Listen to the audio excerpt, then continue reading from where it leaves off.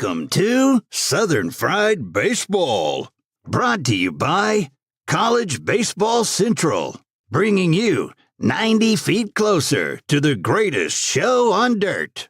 Here are your hosts. Welcome back, college baseball fans. We're here. It's week 3, probably the best non-conference week of the season as a ton of these teams are on tournaments. We have some rivalry games. We have some teams challenging themselves. And we have Georgia. Nick, how are we doing today? Yeah, good. You mentioned it. 4 big tournaments that SEC teams are involved in. A couple good, even not rivalry ones. I mean, you're talking about Nebraska coming down to Auburn is another one.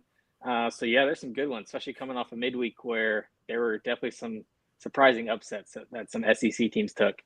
Yeah, there was a ton of splits. I know that we don't really talk about midweeks, but I think I'd be remiss if we didn't talk about the buzzsaw that is Arizona State that ran into OU. They split despite OU blowing them out the first night. They play against 3 SEC teams that we'll talk about later. And then Arkansas State splitting with Arkansas. I mean, that was kind of troublesome if you're Arkansas.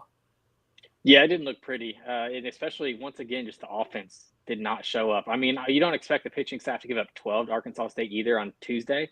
But, yeah, to score, even win a 1-0 game on Wednesday, and they threw 3 weekend arms as well against them Wednesday to get that win, which is a little bit mildly concerning. But as always, it's not with this pitching staff. It's just, where's this offense going to get runs from?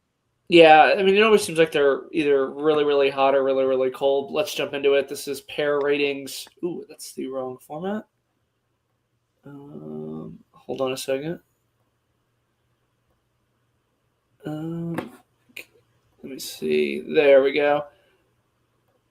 Obviously, these stats are from pair ratings. This is the closest matchup we have on the weekend. The Florida Gators will travel down to the Light to take on the Miami Hurricanes. It is just about as 50-50 as you can get. Florida, obviously, it's that pitching staff that really kind of tells the story for me. What do you think Florida is going to have to do to have a successful weekend against this Miami Hurricanes team? They're going to have to put up runs. Miami's going to score. I know Liam Peterson is good and Aiden King's been good.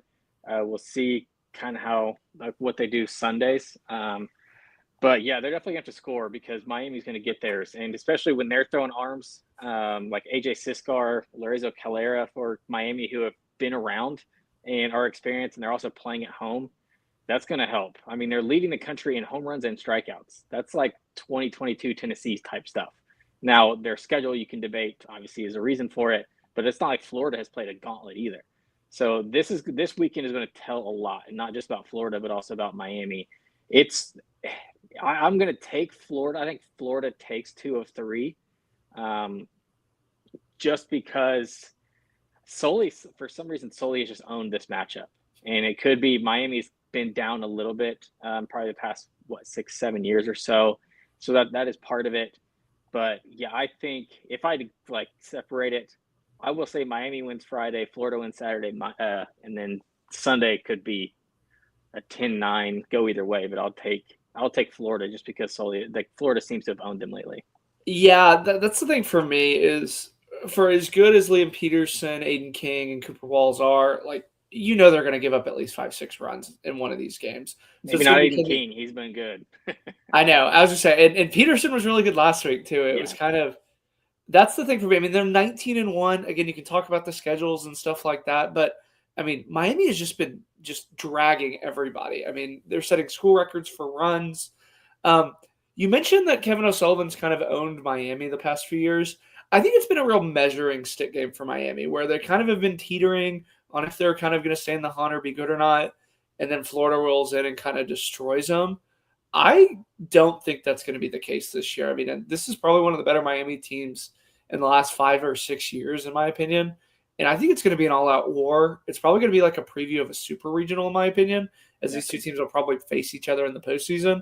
But, I mean, this is going to be an exciting game. I think that's what I'm most excited about is just these are going to be gritty, close matchups. Yeah, and you just know the atmosphere at Mark Light Stadium is going to be awesome. It's going to be crazy down there in Miami.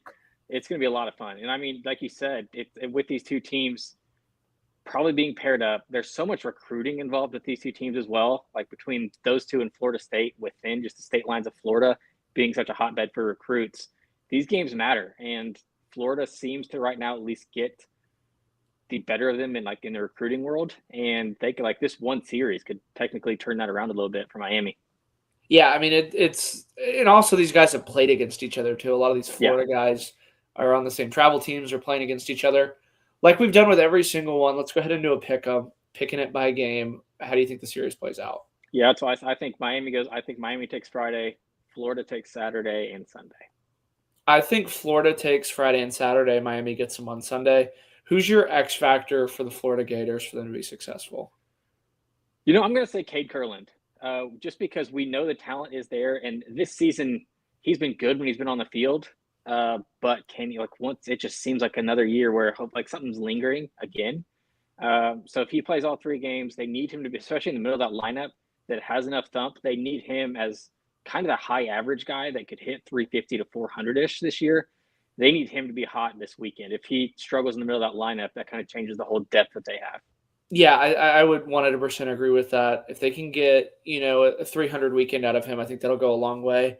But I think for me, it's the big guy on Friday night, Liam Peterson. I think that he kind of sets the tone for the whole weekend. And I think how he goes that first 3 innings, I think will be a really, really big test.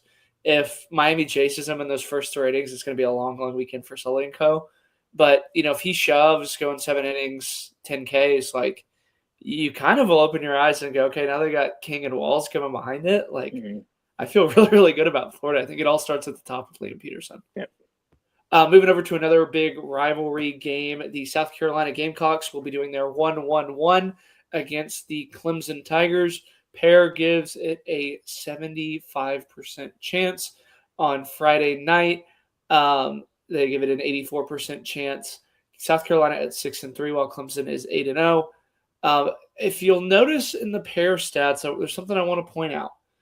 That South Carolina is 7-0 in Q4 games, while Clemson is 7-0, while South Carolina is 5-3. How quickly do you think that this could go downhill for South Carolina? Because it's a bad South Carolina team, but it's also not a Clemson team that's as good as years past.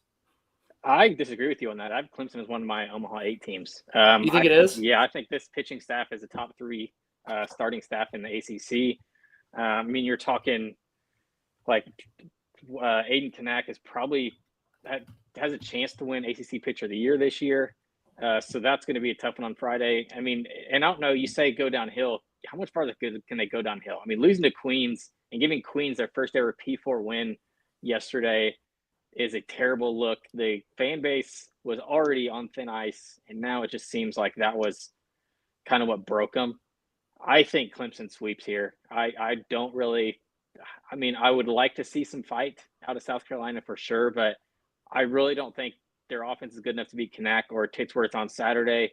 And then Sunday, especially at Clemson, if you're relying on maybe a shootout type game, I'm still taking that Clemson offense over the South Carolina offense. Yeah, I don't know. I feel like there's been a lot of low points in the Mainieri tenure, and then they'll go and do something where you're like, yeah, that feels lower, like losing to Army on Friday night. They're going Josh Gunther on Friday, Amp Phillips on Saturday, and Riley Goodman on Sunday. They have to steal one, in my opinion, which for as proud of a program as South Carolina was, it feels almost borderline pathetic that we're talking about them having to steal one against Clemson. Like, this used to be a marquee series, and now it's just kind of the Eric Bakich show. I think South Carolina is going to come out and be competitive in all 3 games and steal at least one. Or, this is a team, like, the fan base is, I don't know how much more checked out they can be, but they got to be competitive, especially in that Ant Phillips start. He started 2 quality games for them. But, what are you going to get from South Carolina, in my opinion? Yeah, and that's the neutral site game that he's starting. So especially with the way these 2 programs, the trajectories are heading in, I doubt that South Carolina gets more fans there than Clemson does, personally. And so it's just one of those, I don't know. I'm still picking the sweep for Clemson. I think this is kind of the end of it. This is going to get ugly, I think. I should say this. Talmadge LaCroix, I'd be remiss if we didn't talk about the season that he's having so far, hitting 471, started all 9 games. If you remember correctly, he missed pretty much all of SEC play, and when he did play, he had an average under 200. It's almost kind of lost as they really don't have anybody behind him. KJ Scobie, I guess, kind of. Yeah. But, I mean, this team does have some pop. They've had 7 home runs in 9 games. So they can run into one if they get into one of those pitcher's duels. But, again, I don't think they have enough juice to win a shootout. They definitely feel boom or bust. Mm. So, pick time. I'm going South Carolina getting swept. Is that kind of what you're seeing? Yeah. 3-0. 3-0 Clemson. Are they competitive in these 3-0 games? I hope so. Just for the sake of the South Carolina fans that I love. I hope they are. I just think, I just don't know where their runs are coming from, especially Friday, Saturday. I think a competitive one, especially with the talent they have on the mound on Sunday, I think that's the one they need to make competitive, even if it's on the road. I think Saturday is the one for me where they have to be competitive. Let's move on to our last series, if you will. The Auburn Tigers got some great news as they will be getting back Chris Rembert. They welcome a Nebraska team who on paper was probably better last year. But again, it's still a high-quality opponent. It's not Oakland or Gonzaga. Auburn's getting healthy. It's which Auburn are we going to see? Are we going to see the Auburn from the midweeks and the first weekend, or do we see the one in Arlington that they get up for a quality opponent? Which Auburn do you think we see this weekend? I think we see the good one. I think it was, and maybe it might just be another, like it felt like last weekend they played how we expected them to play. And then Tuesday felt like one of those where it just, they kind of let off the gas pedal knowing how well they played last week, kind of got a wake-up call and had to walk it off and did. So I think moving forward, especially getting Rembert back, at least in some capacity. From what I read, they said they don't know if he's going to play one game, if he's going to DH, if he's going to, like what his kind of role is going to be, but they said he'll be back in some capacity. So that'll be interesting to see. But I hope we get the good one because they're going to need to score. Nebraska's offense, you mentioned how Nebraska's probably a little bit down from last year. It's more their pitching staff is down outside of Ty Horn, of course, he's throwing Friday. But their offense is better than last year. Their offense is fairly good. So that'll be a good test especially for this Auburn pitching staff to kind of see what they have. But yeah, the Marciano Ty Horn matchup on Friday is must see TV. I think for me, the two things is I think that they really have to figure out that lineup sooner rather than later because the way that the staff is pitching, I think has been, otherworldly. And I think that they're kind of starting to get a little bit out in front of their skis with how good the staff's pitching. And then Brandon McCrane has been good in relief of Chris Rembert. So it's not like the guy that they've thrown in there has been just, a Julian brother that's hitting down there at the bottom of the order, just stealing at bats. Like it's got to come from other people on the Auburn team, I think, in my opinion. And it's going to be a high quality opponent. Nebraska is good enough to where they could realistically steal 2 of 3, and it wouldn't be that unheard of like some of these other teams these SEC teams are playing. But I think Auburn sweeps. Is that kind of what you're seeing too as well? Yeah. I think so. And I think just because, I mentioned the Jake Marciano matchup on Friday, but I've been surprised with, their other starters have been fairly good. And then especially their bullpen has really held them together, which has been shocking because that was supposed to be their biggest downfall coming into the year. So that's been good to see. You mentioned getting Rembert back is awesome. I know their backup's been playing okay.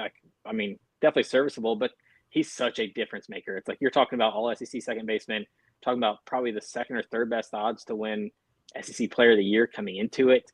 That's just a difference maker. Chase Fralick's been good. Bob Terrell has been not quite as good as last year, but I think he'll pick it up, especially, walk off on Tuesday. But then what do you get out of guys like Bristol Carter, Cade Ballou, Mason McCrane, who's been playing as a freshman? So we'll kind of see from that standpoint, and kind of that 6 to 9 area of the lineup. But yeah, I'll take Auburn 3-0. We did see Ryan Farber play the Texas State transfer in that midweek. Eric Guerra obviously isn't hitting near as well. So I think he's the other one where he's super, super close to losing his job. And then again, when Brandon McCrane comes back, the way he's been hitting, we've seen numerous times where Butch Thompson's had that quick trigger where if guys are hitting good, they'll get replaced or they'll steal other people's spots, if you will. So that's the one thing for me is there's a lot of these guys where you probably starting to feel like they feel the pressure a little bit in the lineup. it'll be really interesting. I want Auburn to kind of get double digits and hit like they did over the weekend.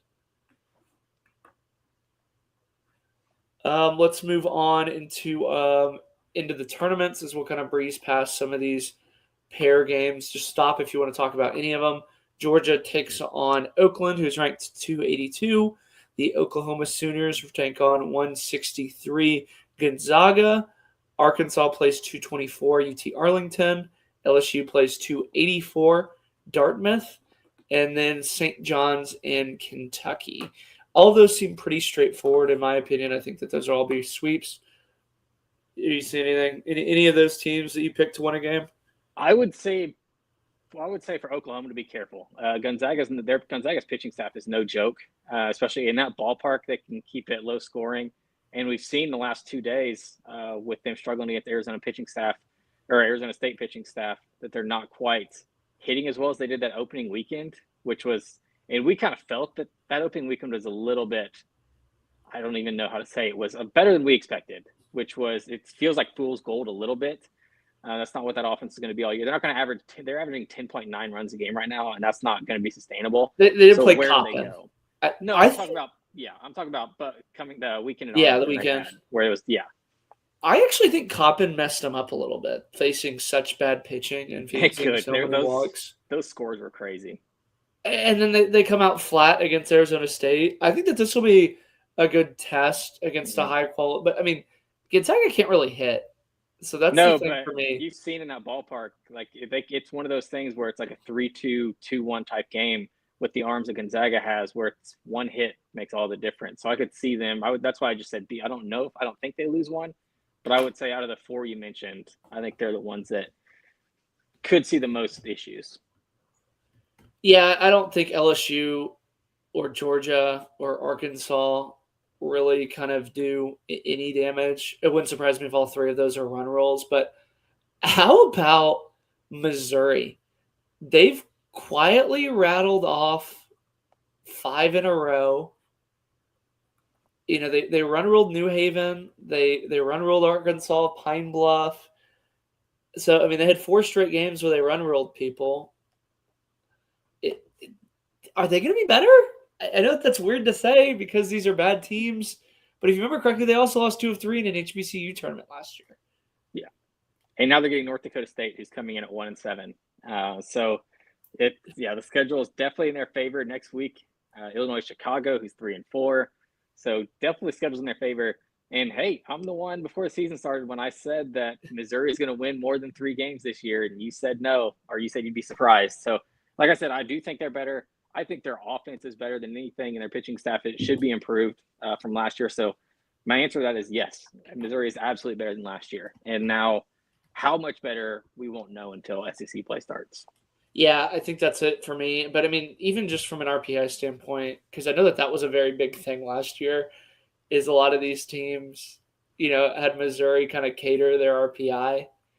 And a few, ACC people argued that Missouri losses really shouldn't count towards kind of that SEC magical numbers, but we'll digress. Well, you look just real speaking of RPI. I mean, even being 7-2, they're still at 190 because of their schedule. That's an SEC team with an RPI of 190 at 7-2. That's absolutely outrageous. So we got 2 SEC teams in Houston that I'm going to get to see Friday and Sunday. The Ole Miss Rebels come into town to face the Baylor Bears, and then Texas will face Coastal. Let's start with Baylor because they're a team that I got to see on Saturday and Sunday. On opening night, they had a guy hit 3 grand slams, and the next Friday they got daxed. So which Elliott do you think we see? Do you think we see something closer to Dax Whitney where the guy strikes out 15? Or do you think we see, kind of a shootout and he gets chased in the 5th or 6th? Because that is kind of what happened last week. Yeah, and that's why I think because of what happened last week, I think we see a much better version of Hunter Elliott, especially being as experienced as he is. I think he'll come in needing to prove a point. I mean, you look at what the rest of the pitching staff for Ole Miss did last week against a very good offensive Missouri State team. He was really the only one who underperformed, and that's very unusual for him. So I think he'll be out to kind of prove a message and kind of show doubters like, hey, I'm still one of the top pitchers in the SEC. I deserve that first team All SEC preseason. Now Baylor can swing it. Don't get me wrong. This is no slack for sure. But yeah, I just think with the matchup they have, I'm assuming Baylor's throwing Lucas Davenport. I haven't seen it. I haven't seen if Baylor said it, but that's a very good. If it's Lucas Davenport, that's a very good pitching matchup on Friday. But yeah, I would say Ole Miss. Ole Miss beats them because I do think we get the very good version of Hunter Elliott. I should say Travis Sanders for Baylor is, I think, the one that you circle in the lineup is, they've had him in leadoff. They've had him in the 3-hole. He's without a doubt their best player. But I think the big thing for me is I like Juddy Udemark in the 2-hole. I feel like that's a really, really great spot for him. He feels like he's one of those few guys that I think takes better ABs when bases are empty versus when guys are on. It seems like he always hits home runs when the bases are empty. So if he's in that 2-hole, he's much more likely, I think, to see kind of less guys on base. And then Furness in the 3-hole. I actually really like that move. Did you agree with it? Did you think they should have left Udemark in the 3-hole?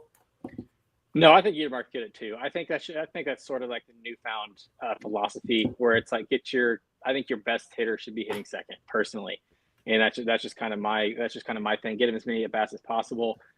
So yeah, even especially with RBI opportunities, it's there. And man, I forgot how much I missed his swing. It's crazy. Like when it's insane. It's one of those. It's weird. It looks weird because he's so tall and like lanky. But you can tell, like, when he gets a hold of it, it just seems like the swing is, like, so much purer than anyone else's. But when he swings and misses, it looks awful. It's kind of crazy how it looks, but it is very pretty to watch. But yeah, I absolutely agree with it. I think best. He looks a lot bigger in person too. Like, I know that when I got to see him up close last year, like, his arms are just massive. So like, he's a big guy. I think they got to get something from Hayden Federico. I know that he was a big guy for them last year that can kind of turn the lineup over, but I think that they got to really, really get something out of him. Ohio State on Saturday, I'm really not that worried about. They're kind of fun and feisty, but I don't think they're up to the talent level that Baylor is. And then Sunday, they get Coastal Carolina, but they get them on Sunday with 2 of their starters and a big bullpen arm injured. So you don't really know what Coastal's arm is going to look like on Sunday because they kind of lucked out with them. What do you think from Ole Miss before we move on to Texas? I think it's a 3-0 weekend for them. Yeah, I think it is too. I think they prove that, especially me. I mean, I know I had them unranked to start the season. I think they're showing, at least through the first 2 weeks, they've looked very good.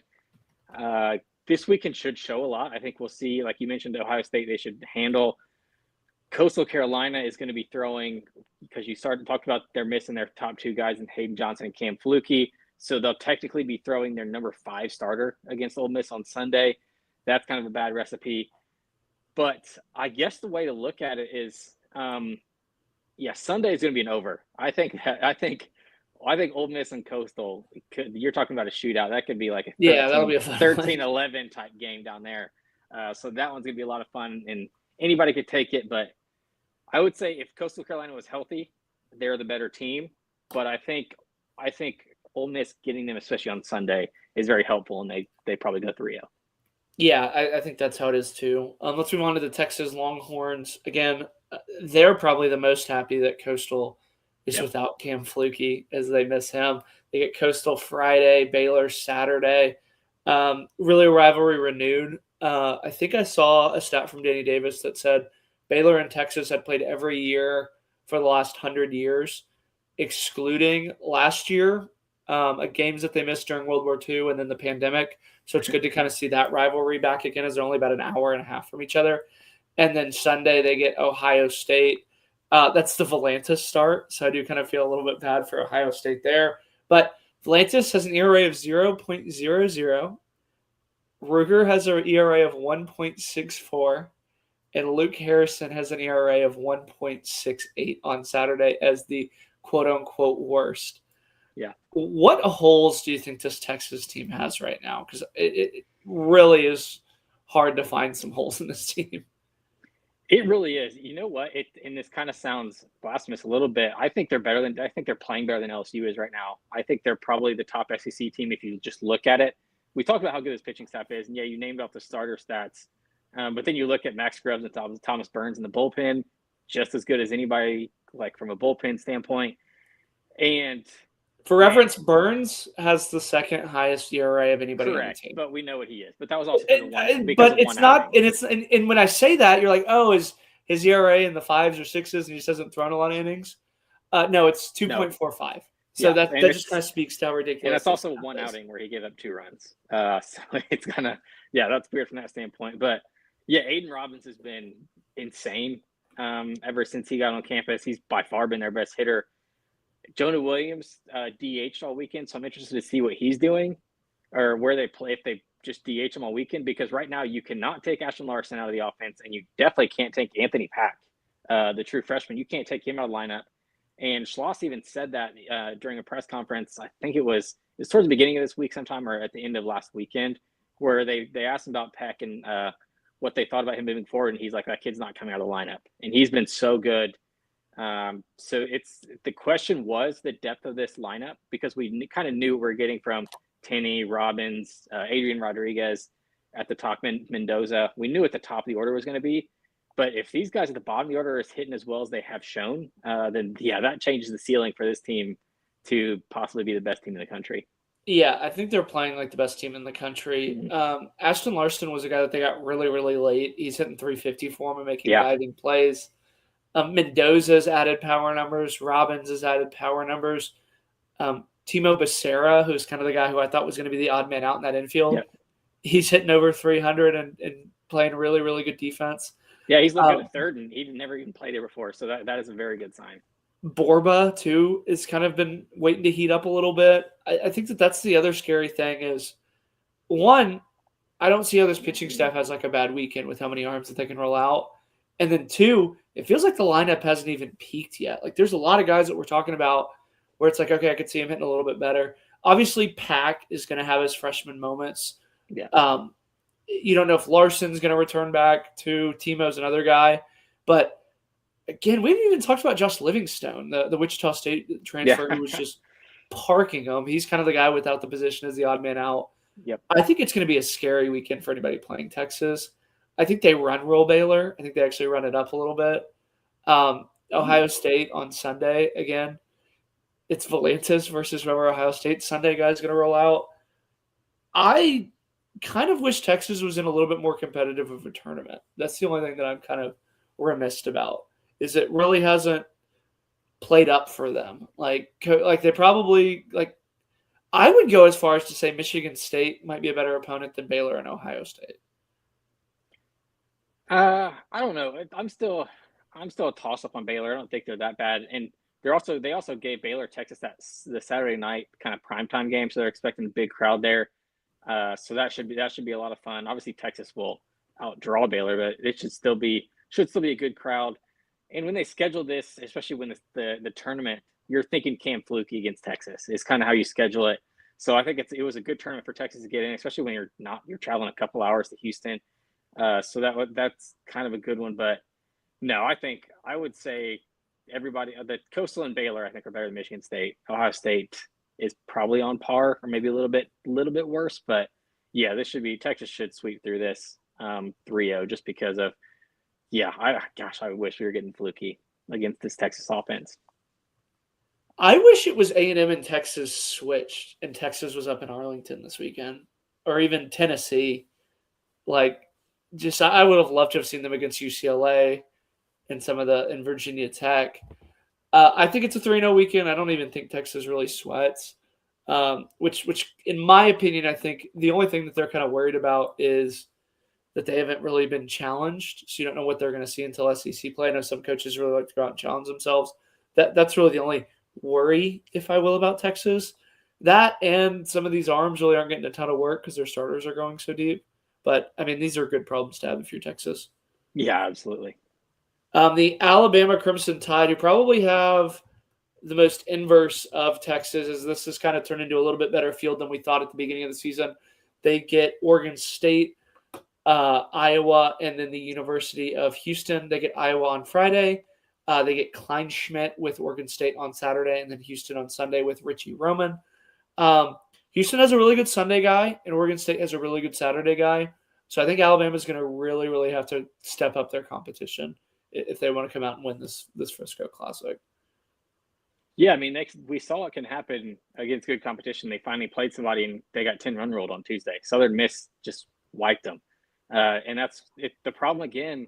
This offense that we thought should be very good this year just hasn't been outside of a couple of guys. So it's just, when is that going to click? Because the talent. This is another team where the talent is there offensively. It just hasn't shown so far outside of 2 games. So yeah, that's what I'm interested in. And you're talking about, they're getting good arms, who you talked about. So we're going to find out a lot about this offense. And if they don't click or figure something out, they're looking at a rough weekend, because Iowa has played a lot better than a lot of people are expecting. They played a lot tougher too. That's the other thing. Yeah, they've been a lot better than expected, and they played a much better schedule than Alabama has too. So that won't be an easy one. I think Bama wins Friday. I do think they beat Iowa. I'm going to trust that. I'm going to trust that they're the Oregon State game. Can Oregon State score any runs and help Kleinschmidt, just like they're going to need on Friday to help Dax Whitney? So that one's kind of close. I think Oregon State probably wins that. Houston has the best offense in this tournament right now. If you ask me, at least they've been swinging like that so far. I should say they I got to see them Friday night, and I was like, okay, this is without a doubt a tournament team. They have Paul Schmitz, they can hit. And then Saturday and Sunday, Micah goes and sees them, and they kind of look flat. And so it's really going to be which one we see from them. Saturday is going to be the Zane Adams start against Kleinschmidt. Oregon State can't hit, man. They're another team that I saw Saturday that they just really didn't look that good offensively. Yeah, but Alabama hasn't really been able to hit either, surprisingly. So that's where that's going to be. I'll look at the under in that game. I hate unders at Frisco, just because the ballpark it plays pretty inducive to runs. But I'll go Bama. Bama will go 1-2. Who's the one? Iowa. I was going to go the opposite. I think it's Bama 2-1, and Iowa beats them on Friday. Oh, I like it. All right. I think this is going to be a tiebreaker Frisco Classic for me. I don't think any team goes through 3-0 out of this weekend. I agree with you there. I can agree with that. I think that they got to get more from LeBron, just from an at-bat standpoint, as he's only hitting 267 with 4 strikeouts. Torres is another guy down at the bottom of the order that I think's really got to figure it out sooner rather than later.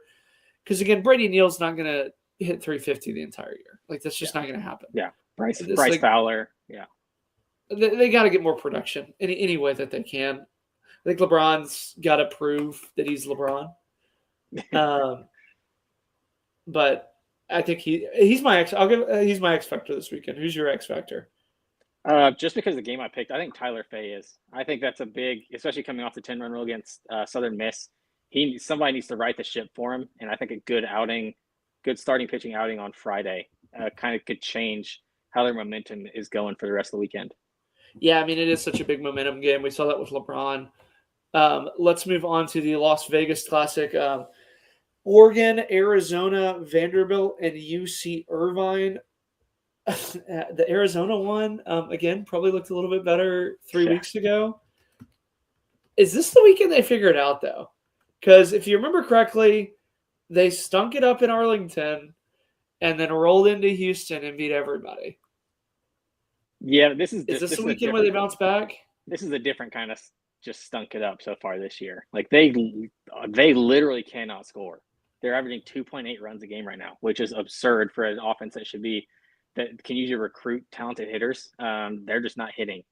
And so, yeah, I think Vandy's in pretty good shape here, especially when they face, obviously you're getting your 2 best arms are facing 2 offenses right now that are struggling in UC Irvine and Arizona.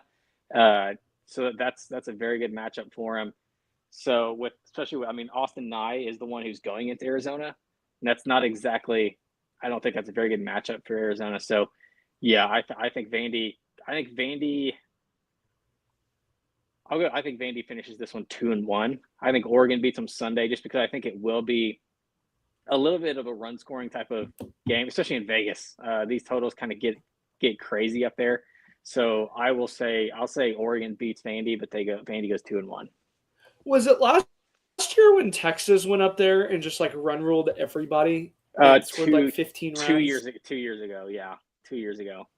Like they played Washington, and Washington, yeah, because that was also gave up the elevation and the wind was blowing out all weekend. It was that's when, because I remember obviously with what we do, like they had the totals were like 20.5, 21.5, and games were still going over. It was just they were playing with like Nerf balls.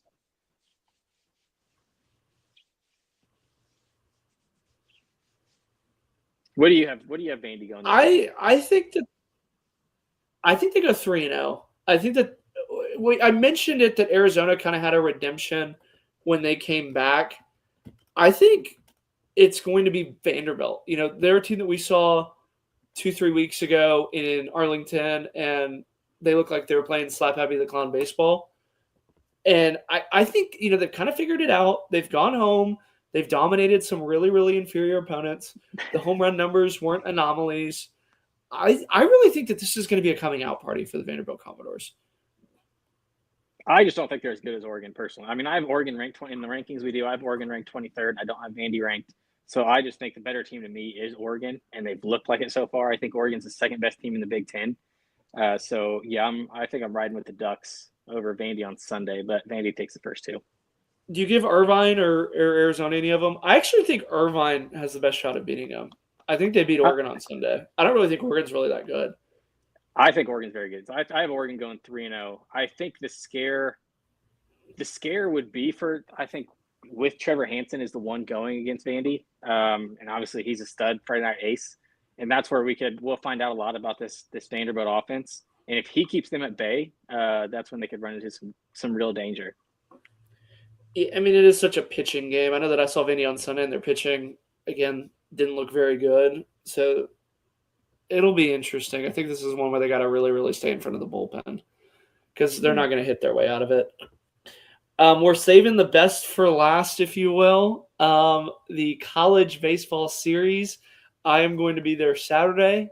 Arizona State, again, fresh off of splitting with OU and blowing them out. UCLA, who's the number one team in the country. Tennessee, probably the most disappointing team. And I think that speaks to the volumes of the tournament field. Virginia is probably the ultimate wild card of wild cards, as no one has seen them play, as all of their games have not been broadcast. And then Texas A&M, again, they're kind of red hot the past few weeks. Let's start with your Tennessee Volunteers. What do you think they need to do for it to be a successful weekend? The offense need to score some runs. I think we know we're getting out of the starting pitching staff. They'll all be good, or they should all be good once again. So I think it really does come down to what do we get? How many runs can they put up, especially in that ballpark? It was hitter friendly first weekend, and then last weekend it was very pitcher dominant in Arlington, and now we'll see what weekend 3 holds.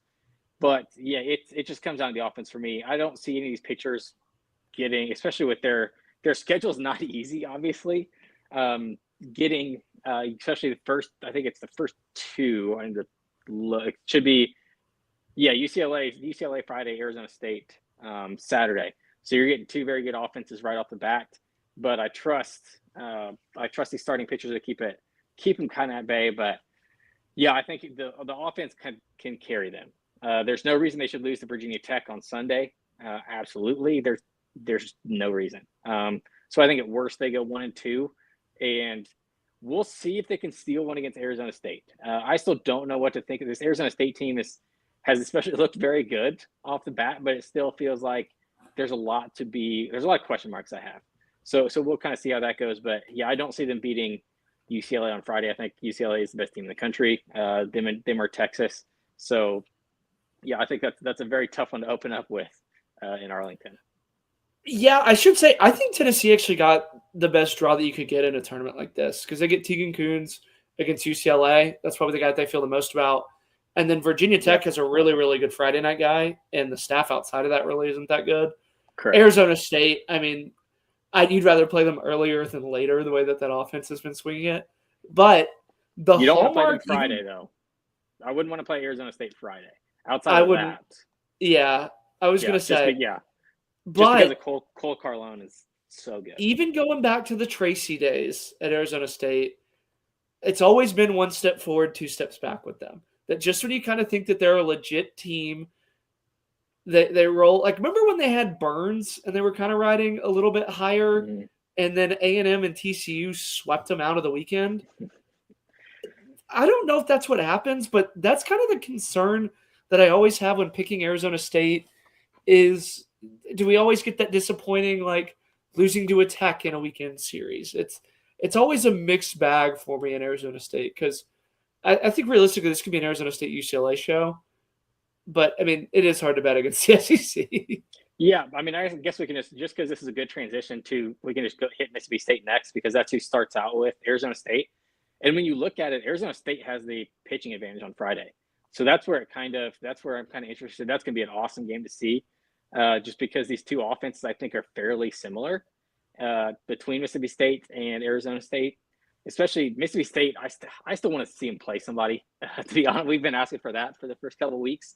They've been kind of just cruising to not really blowing teams out either, especially that first, even Hofstra kind of stayed in it all weekend long. So that's one I'm very interested in. If people haven't seen Carlone throw for Arizona State, he was one of the best closers in the country last year. Throws 97, 98, can hit 100. He's transitioned to a starter, and it's looked awesome, and it's worked out great so far to start the season. He's obviously getting his biggest test against Mississippi State so far, but yeah, it's no joke of an arm, and I just think he's a better arm than I'm assuming. I haven't seen it. I don't know if you have yet. I'm assuming they're going with McPherson on Friday, Mississippi State. So yeah, I give it pitching advantage to Arizona State, and that's one that I think out of the three is the one that Mississippi State needs to be the most careful of. Yeah, I feel like Mississippi State's a lot like Ole Miss was last year, where Ole Miss went and played that tournament in Arlington, and then for 3 weeks they didn't look that good, but they were also winning a ton of games.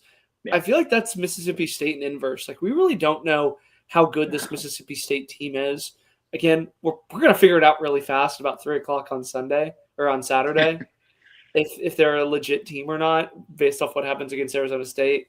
But I really want to see the staff get tested, because it feels like the staff hasn't had any panic. Everything's really kind of gone according to plan. And the guys that they have had pitch bad, they've been able to kind of cycle through and move it up a little bit. And then the lineup for me, I think, has really got to take major, major steps forward, because you have to feel like they're going to get into a shootout with either Arizona State or UCLA. And can they be able to hit their way out of it? On paper, they have a ton of talent. But again, this is their first time facing legit D1 Power 5 pitching. Does Mississippi State rise to the occasion? I actually think that they do. I wouldn't surprise me if they sweep through this weekend. See, I think they go. I don't think they beat UCLA, so I think they go 2-1, even with that Arizona State being a toss-up. So I think they go 2-1. They lose to UCLA on Sunday, getaway day on Sunday. Yeah, probably the most difficult draw for the SEC teams, the Texas A&M Aggies. They draw the straw of Virginia Tech, which, again, nobody's seen Virginia Tech, so I had to kind of go to the ACC boys in the Diamond Report. They said that they have a good Friday night guy, and then the staff outside of that has a lot of guys for potential. Yep. Saturday, which has kind of been the biggest question mark for Texas A&M, with Weston Moss against a red-hot, talented UCLA team that punishes pitchers. And then Sunday, in that Sunday shootout game, they get Arizona State. No changes for the staff. It's going to be Sims on Sunday, Moss on Saturday, Sadeo on Friday. What's a successful weekend for Texas A&M look like this weekend? I mean, I think it's 2-1. I think that's what successful looks like. I think they'll be fine with that. I mean, I don't even think it matters when it comes either. I think as long as they win two, because that you can. And spinning it sounds bad, but it's not like they'd be spinning a 2-1 weekend. But say they lose to Virginia Tech, who's technically the worst team there. You probably lost because Brett Renfro, who pitched for Team USA, shoved against you. That's excusable. Like, that happens. Like, guys that are that good can just show up on a day and dominate. If UCLA is the one game you lose, okay, if you lost the number one team in the country, that's understandable. If you lose to Arizona State, and Aiden Sims has been so good, he's also the best arm. So it's also like, okay, Aiden, he's finally had a rough outing. If we lose a shootout to Arizona State 9-8, we're still okay with that. So I think as long as they go 2-1, no matter which game they lose, I think it'd be a very successful weekend. Especially coming off of last year, you're still looking to ride momentum from the beginning of this year. So it's like the more games they can win, get the fan base back in it and say like, okay, this team is, we can totally forget about last year and just move on, especially going into SEC play in 2 weeks. Yeah, it's one of those things too where, again, this is very Arkansas-esque because they were saying that after they lost to TCU on Saturday that they were like happy that they lost so DVH could teach them, if you will. I mean, I think that this could be a very, very high-quality A&M team, and they go 0-3. Like I said, they get Renfro on Friday night. You could talk yourself into that. Yeah. You can talk yourself into UCLA playing like the number 1 team in the country, which, again, is a very safe bet. And then Sunday, Aiden Sims takes a step back and realizes that he's human because he's been so good the past, 2 weeks. So that's kind of the pessimist, but it's also one of those things too where, you also could talk yourself into a 3-0. Like Renfro didn't really look that good against Rutgers. UCLA, again, a talented team, but A&M's also a talented team, and they probably have a better line. They're one of the few teams that probably has a better lineup than UCLA. No. And then Sunday, if Aiden Sims continues to shove, like it just feels like just a completely roller coaster weekend ahead for Texas A&M. Yeah, they do not have their lineup in UCLA. Don't get crazy, but yeah, you don't think so? I think that'd be win healthy. Win healthy. I still say no. That's Grahovic, Sorrell, Hakopian. Durr has been hitting really, really good for him. Okay, you don't think so? That'd be a good Twitter poll. No, you're talking Rock Chalowski, Levy the first baseman, Phoenix Call was back, Roman Martin, one of the best third basemen in the country. Will Gasparino, it has 6 bombs already, and he was supposed to be sort of an afterthought being put in this lineup. Dean West at leadoff, I think his on-base percentage right now is through the roof, just like it was last year. No, I think it's 1 and 2, in my opinion. Okay, so here's how I would put it, and here's kind of why I see where your stance is. I would say the best player, if you combine both these lineups, the best player is obviously Rock Chalowski. Yes. So I would say they have number 1, but then I would say with Sorrell and Grahovic, I would put 2 and 3. And Hakopian. I would still say he's behind Roman Martin. Roman Martin's, I think, in the 50s for the draft. Yeah, I think with Levy would be pretty close. So yeah, and so then like 5-6, but then it's like depth wise. I think then it's like 3 straight. Dor and Dean West, I would say, are pretty comparable too. Yeah, with the advantage probably to Dean West. We haven't mentioned Gasparino yet. Yeah, it's like so.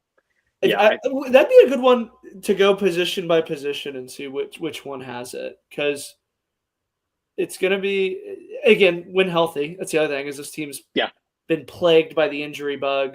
Sorrell, by the way, had stitches on Sunday and then hits 2 home runs 2 days later that were not cheap either.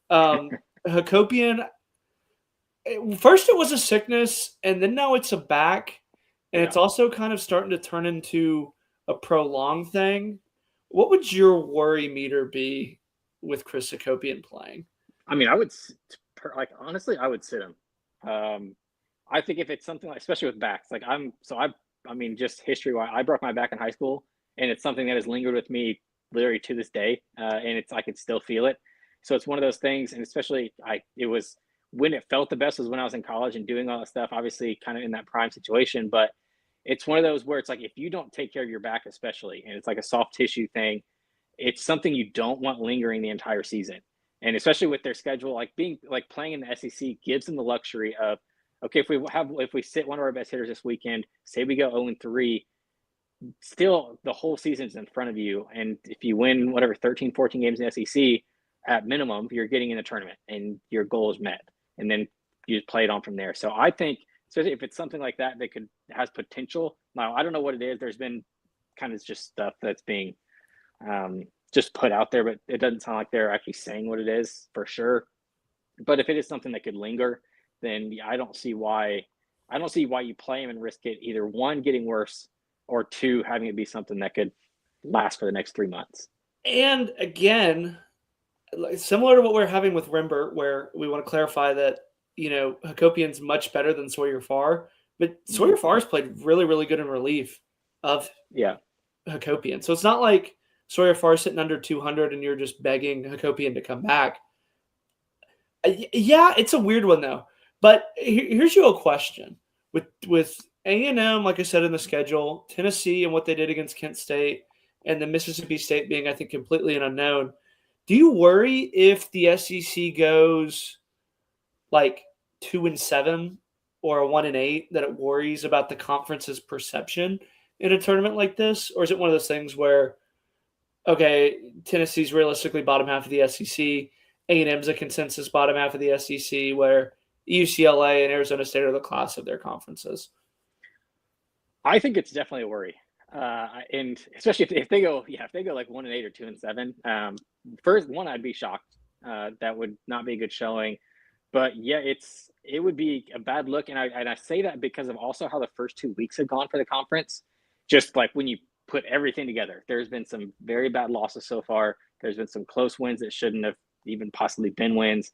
So it is one of those things where it just feels like what that would do would be, it would just pile onto the thought of, okay, maybe the SEC is not quite as dominant as has been in the past years, but that could obviously be flipped around if they go if they combine and go 6-3 or like something like that, then that completely flips it.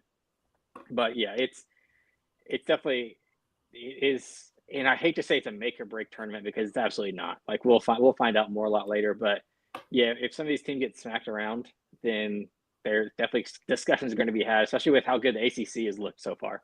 Yeah, it's been really, really, it's been, I think, one of the more talented leagues. Nick, as we close, what is your lock of the weekend? This can be anything from a player to a team to an outcome, but what is your ultimate lock of the weekend?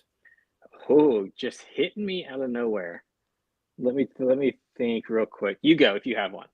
LSU over on Friday against Dartmouth. I think they're going to come pissed off after the McNeese loss. That's my ultimate lock. I don't know what the over-under is, but I'd almost take it at 30. Georgia, you can put Georgia over after the Troy loss against Oakland. Yeah, feeding the trees. Yeah. You know what? Lock. Let me go with. You know what? Just because this is a fun one, I think Mizzou sweeps. I think we see another I like Mizzou that sweep. One. Yeah, I just think, and it's obviously this is schedule based as well, but I think it's just a fun one. I think they end up 3-0. North Dakota State I saw them play, the first midweek game. Saw them play somebody because I had the over in their game. Didn't hit because they're so bad. But yeah, so give me Mizzou 3-0, another 3-0 weekend.